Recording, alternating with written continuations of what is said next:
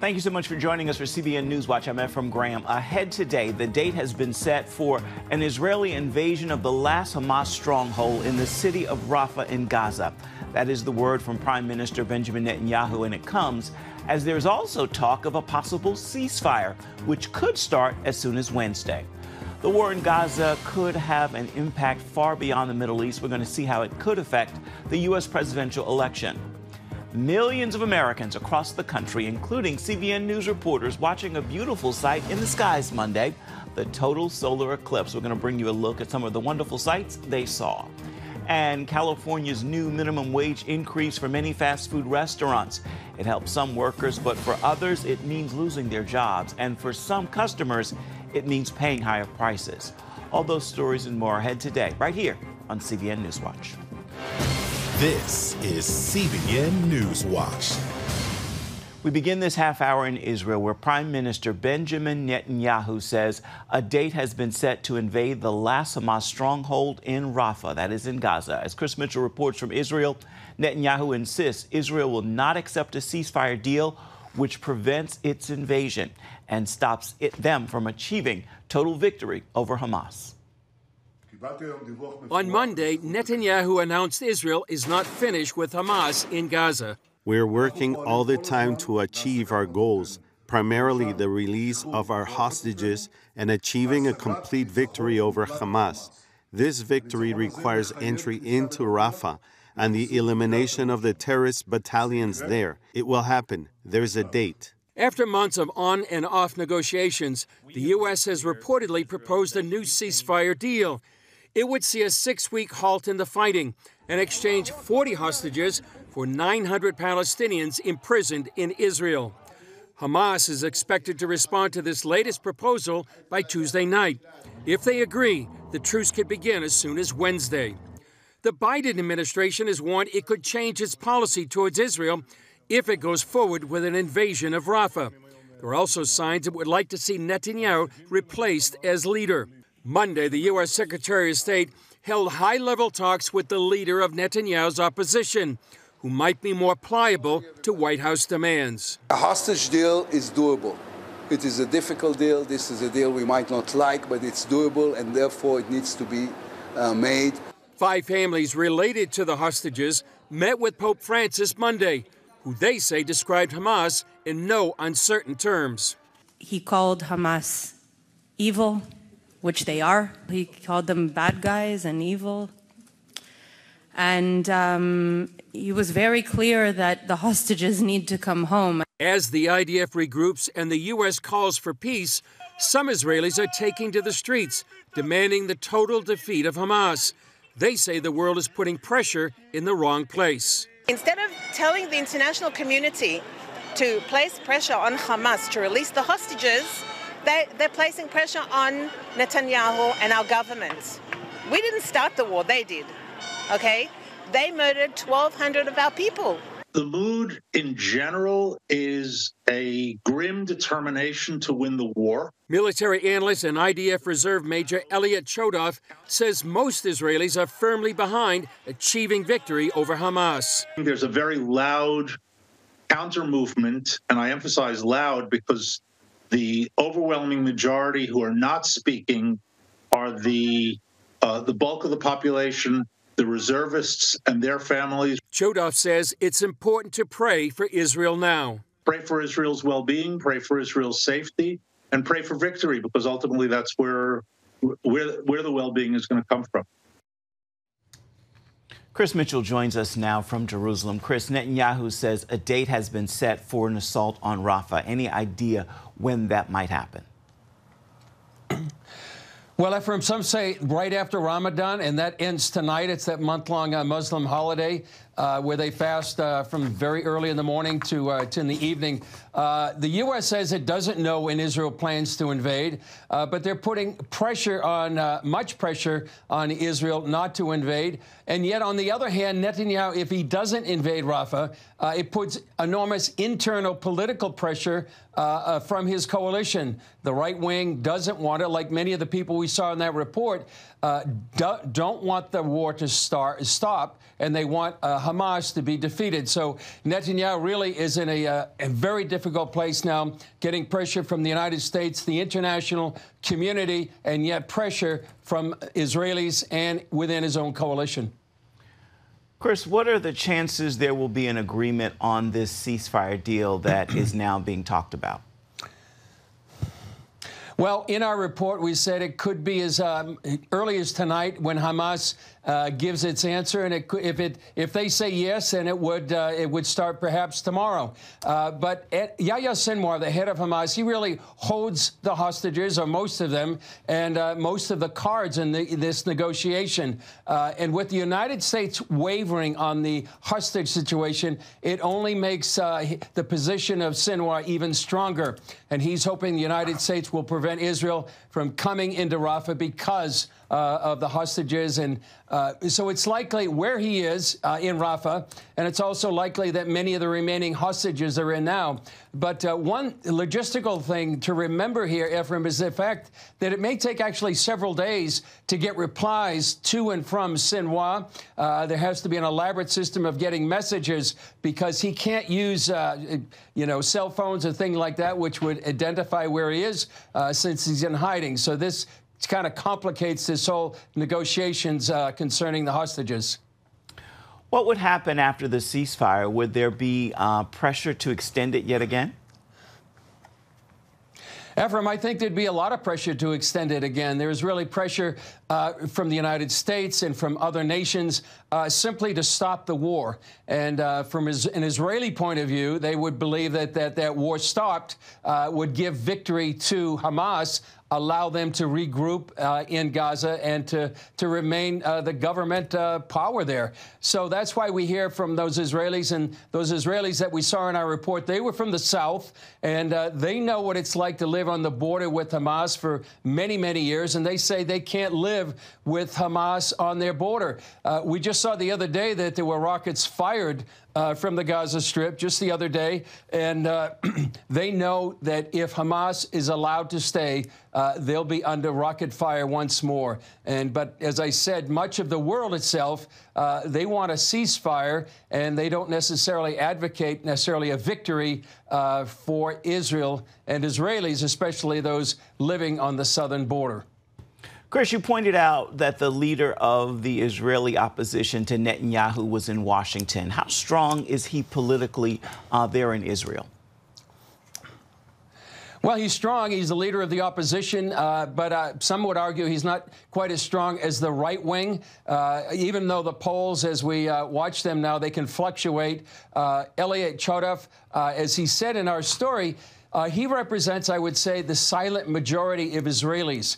And what we're seeing right now in Israel, and we haven't seen it necessarily come in a government, but perhaps in the next election or the one after that, we're going to see a major political shift. That's what I've been hearing, a similar shift, actually towards a conservative or the right wing, took place after the Yom Kippur War. And that's when actually there was a major shift politically here in Israel. And actually, some people say there's going to be an even bigger one now. And that's reflected in the reservists, the ones, men and women who have fought in Gaza. And they don't want their sacrifice. And the ones, their comrades in arms, the one who gave, as Abraham Lincoln once said at the Gettysburg Address, the last full measure of devotion, they don't want their lives to be in vain. And so I think we're going to see that reflected in the next election, or even the next election after that.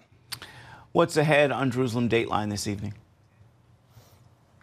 Well, we're going to have a war update. We'll have analysis with Jonathan Conricus. He's right now with the Defense of Democracy's hostage, the think tank there in D.C., but he's also the former IDF international spokesman. He's very insightful. We'll have analysis from him. We have a story on some of the hostage families. We have a story about politically what the impact of Israel is having on the U.S. politics. And we have an interview with Dan Gordon. He's done a film series on October 7th, and really a whole series that's going to be on TBN and coming in June. So we have an interview with him as well. All right, Chris Mitchell reporting from Jerusalem. As always, thank you so much. Stay safe and know that we back here are praying for you and our entire team there in Israel. I want to remind you at home that you can get the latest from Jerusalem Dateline this evening. You can find it on the CBN News channel. It begins at 8 Eastern. You can also watch it on the CBN News app, or you can watch it on YouTube. Here in the U.S., the war in Gaza could play a key role in the presidential election. With just about 7 months to go until Election Day, the race remains very close. The U.S. relationship with Israel is one issue that could tip the balance. CBN chief political analyst David Brody explains why. Navigating how he handles the war in Israel is getting tougher for Joe Biden, not only as president, but also in his quest to win re-election. A consistent outcry by his party's progressive wing is getting louder and larger, pushing for action against Israel for what they call a genocide in Gaza.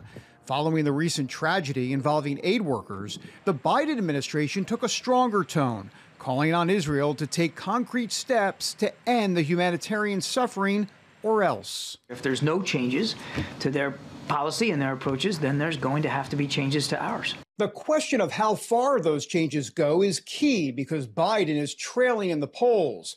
A drastic shift against Israel could further fracture the Democrats' base, putting key swing states at risk in November. For example, the number of Democrats choosing uncommitted over Biden in key swing state primaries has been jarring.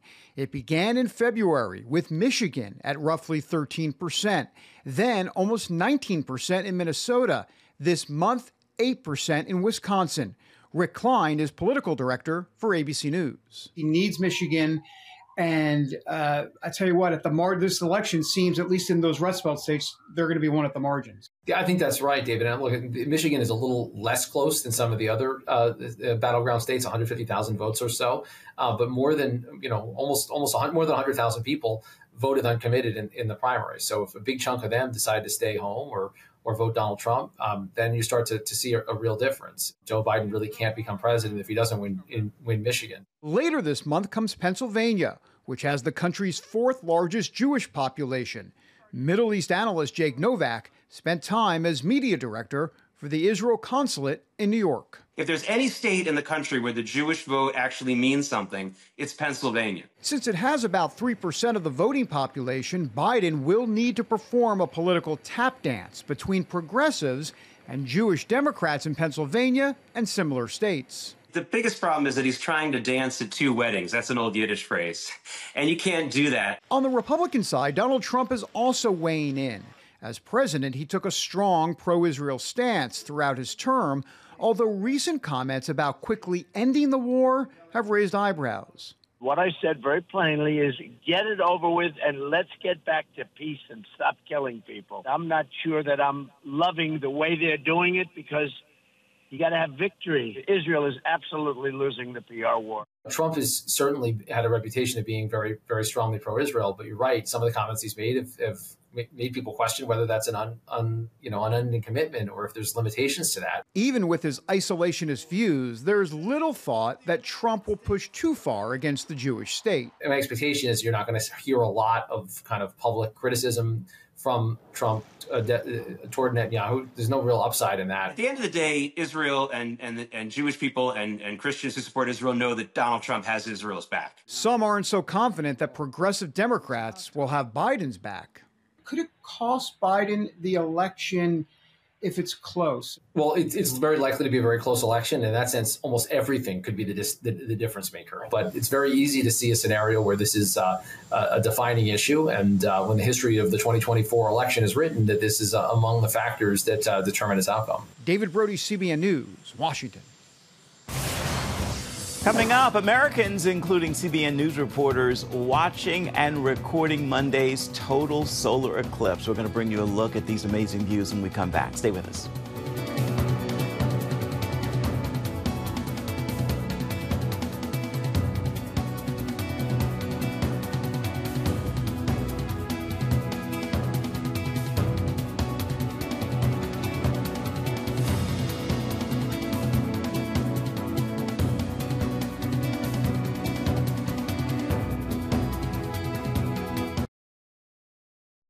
Get your daily quick start from CBN News. A quick read on the important news of the day delivered right to your inbox. Stay current on breaking news, politics, and entertainment.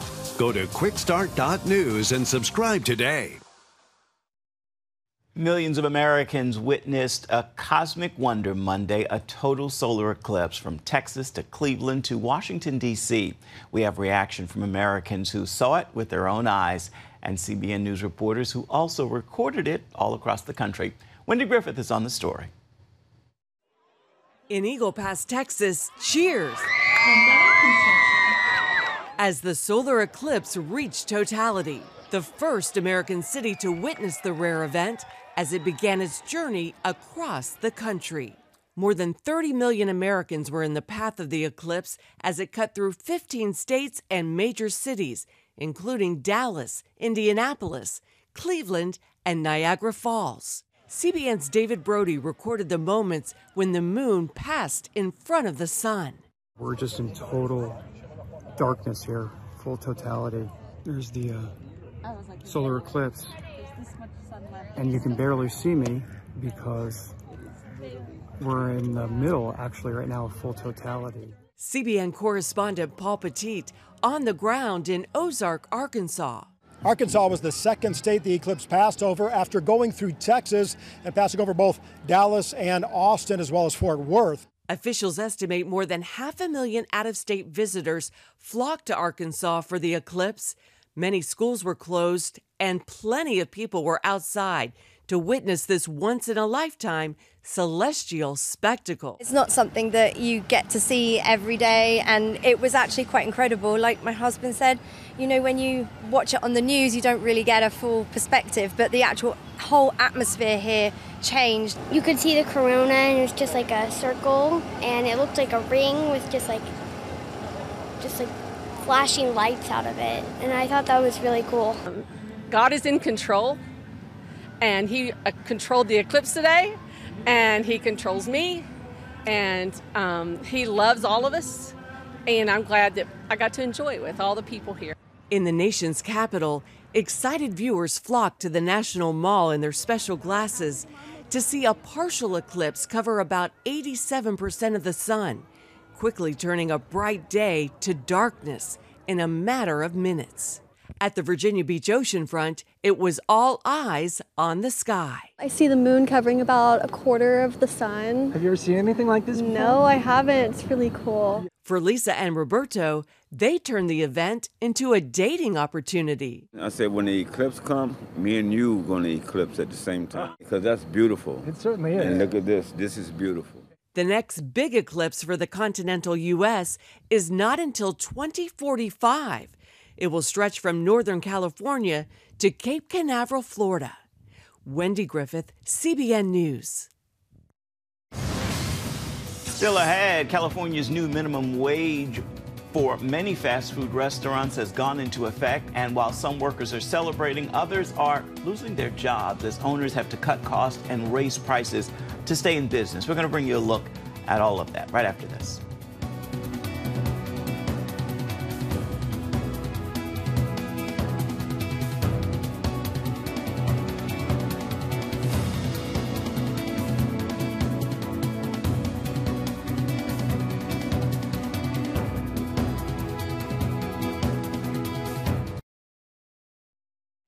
Layoffs at some fast food restaurants in California after the state's new minimum wage hike from $16 to $20 an hour for many of those locations went into effect last week. Some owners have cut costs to make up for the new expense by letting some employees go and increasing their prices. CBN's Brody Carter is on this story. Since Monday, April 1st, fast food workers at some major large chains have seen a jump in their hourly pay. It aims to provide a living wage for these workers in California, a state known for its high cost of living. But owners worry it'll cost them business. El aumento de $20, la verdad que es algo genial. Yo hubiera querido que hace años hubiera pasado esto. Fast food workers say a pay bump is long overdue. I can take maybe a day off and be with my family or do something with my daughter, which I haven't done in a long time. But for owners, the higher cost is hard to swallow. 2024 has been a tough year to date. We have soft sales, we have declining traffic counts. So for a business owner, I mean, that's the worst time to have to raise prices. But I see it as a necessity to comply with this law and then also stay in business. Alex Johnson owns 10 Auntie Anne's and Cinnabon stores in California. He expects roughly $500,000 in increased operational costs spread across these stores and worries it could do him in for good. We're no longer hiring. We're not backfilling positions. We're not growing in the state anymore. We're not expanding more locations. And I'm ultimately thinking about selling or closing my business. The pressure is being felt statewide. Like most fast food restaurants, Carrie Harper Howie, who manages 21 McDonald's locations, has passed on that cost to their customers, and she worries how those higher prices will be received. Everyone is not going to be able to afford even the measured and carefully thought out price changes that we are going to be implementing. And some restaurants are dealing with laying people off, cutting back on workers' hours, and eventually some will likely replace part of their workforce with artificial intelligence or robots. Brody Carter, CBN News. And we'll be right back with an encouraging word for your day ahead. Please stay with us.